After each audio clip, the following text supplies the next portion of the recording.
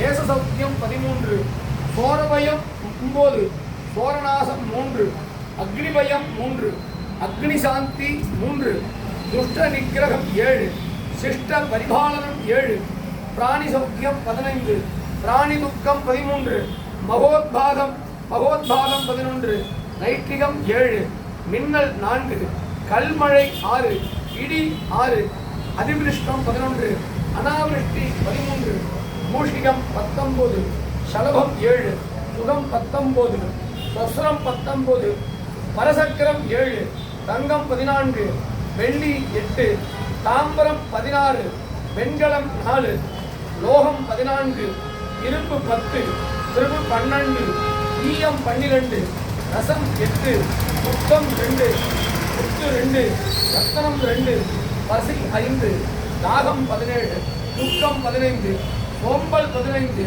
உத்தியோகம் 13, சாந்தம் 15, கோபம் 13, தம்பம் 5, மித்திரத்துவம் 17, மித்திரபேதம் 7, ரசனிஷ்பதி 9, பலனிஷ்பதி 13, உற்சாகம் 11.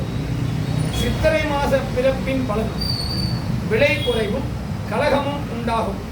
திருவாதிரையில் சூரியன் பிரவேசப்பதின் பலன் ஜனங்களுக்கும் பயிர்களுக்கும் விளைக்கும், மழைக்கும் கெடுதி ஏற்படும். ஷண்மண்டல பலன் மழைக்கு கெடுதி. ஜேஷ்ட சுத்த பிரம்மை பிரம்மவார பலன் யுத்தம்.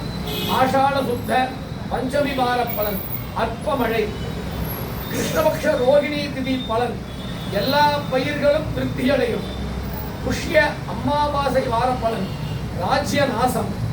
குருசார பலன் வைகாசி 12 முதல் ஐப்பசி மாதம் 2 வரையிலும், பிறகு மாசி 1 முதல் வருஷம் முடியும் வரையிலும் கடகராசியில் இருப்பதால் பசுக்கள் அதிக பாலையும் மேகங்கள் ஜலத்தையும் கொடுக்கும். பிராமணர்கள் யாகம் செய்வார்கள். பயிர்கள் நன்றாய் பலிக்கும். மத்தியில் ஐப்பசி 3 முதல் தை 29 வரை சிம்மராசியில் இருப்பதன் பலன் மத்தியமம். சரிசார பலன் வருஷ ஆரம்ப முதல் வருஷம் முடியும் வரை மீனராசியில் இருப்பதால் பயிர் கெடுதியும் அநேக துர்மரணங்களும் உண்டாகும். செல்வம், நதியின் ஜலங்கள், ஸ்திரீகள், பசுக்கள் முதலியவை குறைவிடும். பூமியில் கெட்ட காரியங்கள். மகர சங்கராந்தி பலன் வெள்ளிக்கிழமையால் அதிக மழையும் மிஸ்ரகை என்னும் பெயரால் பிராணிகள்